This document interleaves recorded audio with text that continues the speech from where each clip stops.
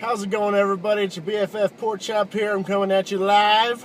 Well, not really live, but in the distant future or the past. I'm making no sense here. With vlog number 6, June 6th, 2014, I am sitting outside of my YAB, which is Faith Southwest United Methodist Church. I'm a Baptist that works at a Methodist church. Go figure. Now, there's a few things on my mind that I want to talk about, not as rant-worthy as yesterday. Rant-worthy. I think I'm going to get that trademark. That's a cool word. I like the way it swept off my tongue. But, last night, about 2 o'clock in the morning, as I'm winding down, that's usually the pork chop deadline of when usually I pass out. About 2 o'clock, I am getting things on Facebook, and I'm getting texts from my friends saying, "There's a tornado! There's a tornado in town! We're all gonna die!" You know, stuff like that. And, of course, the station that I watch, News Channel 10, I actually found out was 15 minutes behind. So I'm sitting there, and it's like, it just says thunderstorm warning on top of the TV, and that's all it says. But people on Facebook are saying that other news stations are saying that it was tornado watch. Like, there was an actual legit tornado coming into my hometown of Amarillo. And I was like, oh, wow. But for some reason, you know, like, I was so tired, I was just like, wow. Like, the tornado could have taken the roof off my head, and I'd just be like, wow.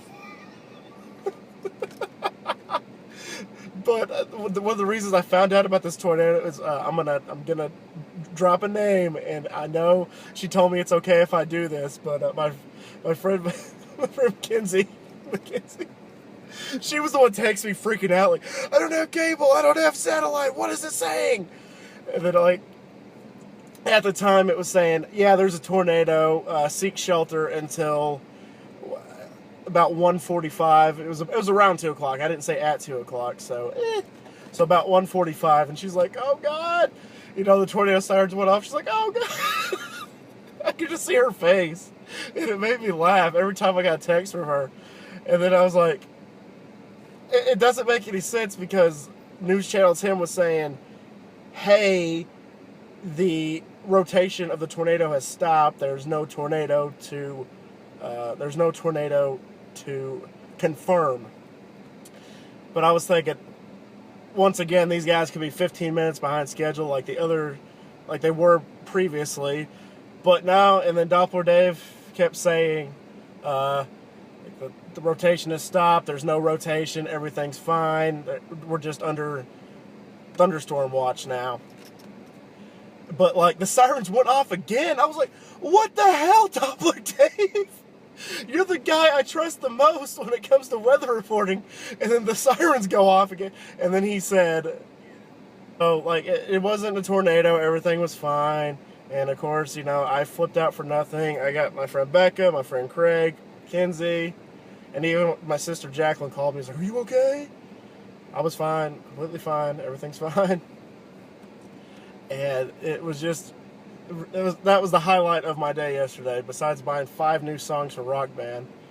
And also the Miami Heat losing last night. Yes! I was so happy about that. I was so happy about that. And then, of course, I got a few people on Facebook saying, like, you just hate the Heat just to hate them. I don't hate them just to hate them. I have reasoning. Like, I even posted a picture on my Facebook that said, I had a picture of the Spurs that says, Built Dynasty. And then at the bottom, it had the Heat, and it said bought franchise or something like that. Like bought legacy. Bought legacy, that's what it said. And, of course, I got people going, oh! Because I had the balls to do that. And I took that from somebody else's. There was a thread on ESPN's Facebook page where somebody had posted that inside the Go San Antonio Spurs comments. Which I went, yay, Spurs, because I can't stand the Heat. And I know it's a lot of controversy about LeBron James and his cramps, his muscle cramps. But A lot of people are like, it's a cramp, it's a cramp. I know what cramps are. I've had cramps. Yes, unlike, this may fool you, but I work out every now and again, and I'm active as hell. I don't just sit on my ass all day and do nothing most of the time. But I actually know what cramps are. I know it could screw up your whole entire day, your whole entire timeline. But still. Like a lot of people, like I was listening to Jim Rome all day today when I was delivering papers for my little side mission, as I like to call it. I deliver boxes of paper. But Jim Rome was saying that, people were like, but Michael Jordan would have played. And then some people were like, Michael Jordan wouldn't have played. And then once again, like, you guys are feeding that frenzy comparing LeBron James to Michael Jordan. Those are two different animals. My boy Kobe Bryant, I'm not going to say that he's the next Michael Jordan. He's Kobe Bryant. He's his own legacy. Each of these guys have their own legacy. You got LeBron has his own legacy. Jordan had his own legacy. Kobe had his own legacy. You comparing those two, that's going to have a lot of frenzy. It's going to have a lot of negative feedback. Because you get people like comparing him to Jordan, but obviously, it was kind of funny that somebody did post on the Kobe Bryant fan page. They posted on Facebook that LeBron James had to have help walking off the court for cramps, and then it showed a picture of Kobe. It said, shot 2 free throws with ruptured Achilles. Which, I'm sorry, but this is going to have a lot of controversy. Kobe is better than LeBron. Kobe is better than LeBron. Kobe is a winner. Kobe has that killer instinct that LeBron will never have. Yes, Kobe had Shaq those first 2 championships, but he got multiple ones without Shaq. And he was the pinnacle. He was the Lakers. Him, and I miss Phil Jackson. I wish we had Phil back. D'Antoni was probably one of the worst decisions I have ever seen, if I've seen one.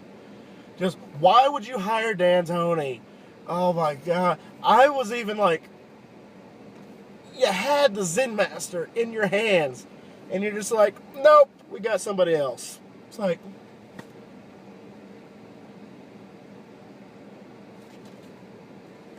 really? Why?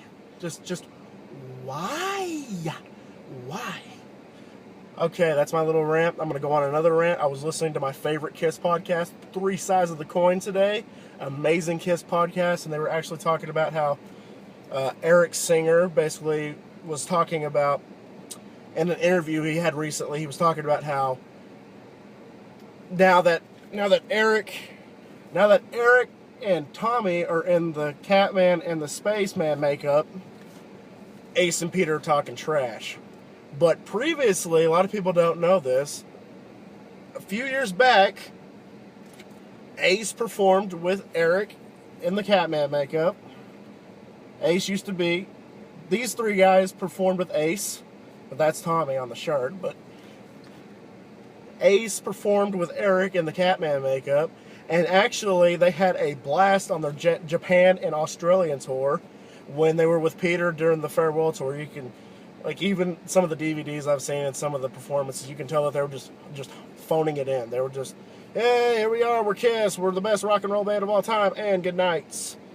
But when they were with Eric, apparently, like, a new fire was just burning within them. And so, like, they had a great time. And even Peter Criss performed with Tommy in the Spaceman makeup.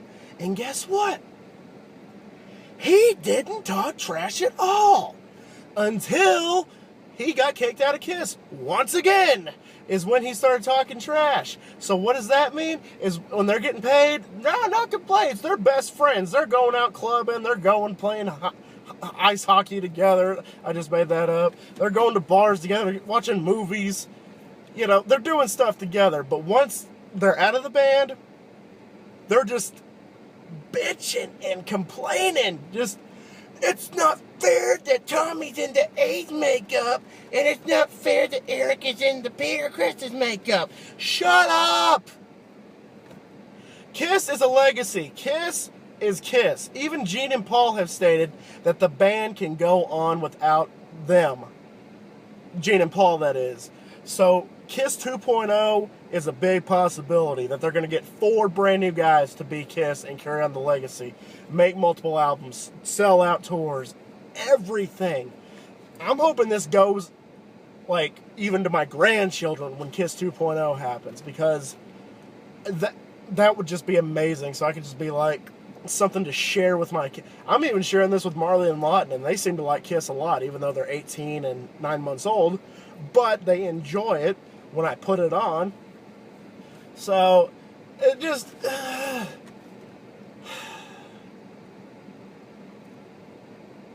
Ace and Peter just need to know when their time's up. They're done.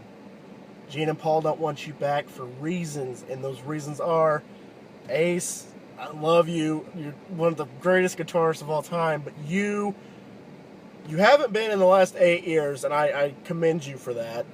You were an alcoholic.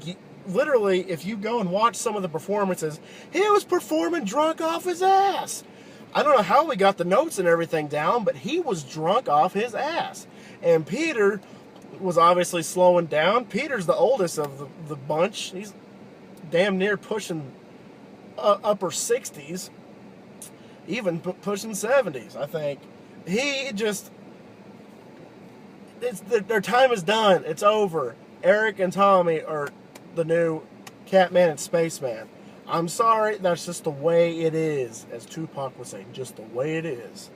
But also, I do have to add a positive note that Ace Frehley just released his new single for his new album, Space Invaders, which is coming out in July. I'm really excited. He released the single, Give Me a Feeling, which I liked it a lot. It had a lot of resemblance to his 1978 solo album, which I'm a fan of. It's probably, I want to say it's my second favorite. Paul is my favorite. Ace is my second favorite. Gene, and then obviously Peter Criss just uses a coaster. But he's got a few good songs on that one. I like the song. It's a really good song. Obviously, you know, Ace has stated in previous interviews that his voice sounds just like the 78 record. No. And Ace isn't one of those guys where he's like, oh, like, you know, like he like sings. He just kind of like talks into the mic and adds like a little like pitch to it. Which, I mean, is cool. It's fine. It's worked for him for decades. So he can do whatever he wants. It's a good album. It's a good song, and I can't wait to hear the rest. He's actually doing a cover of The Joker by the Steve Miller Band on the album. That's going to be interesting as hell to listen to. Guys, that's all I've got for the day. It was running a little bit long. I apologize, and I did have to quit because I thought I was getting a phone call, which I wasn't, thank God, because I like to do this without any interruptions. And guys, it was just a hot day today. I've been sweating my ass off all day today, and I'm kind of glad I can go home and relax finally. So guys, thank y'all so much once again for dropping by to vlog number 6, June 6, 2014. And I will see y'all for number 7, June 7th, 2014. It's going to be a blast, and guys, just always remember, Kollin Pork Chop, he loves y'all bunches. Y'all take it easy. Thank y'all for the positive feedback. Thank y'all for having my back with the whole Pork Chop versus Santa Claus thing. And you guys just take care and have yourself a good weekend. And be safe. That's all I care about. Love y'all. Mwah.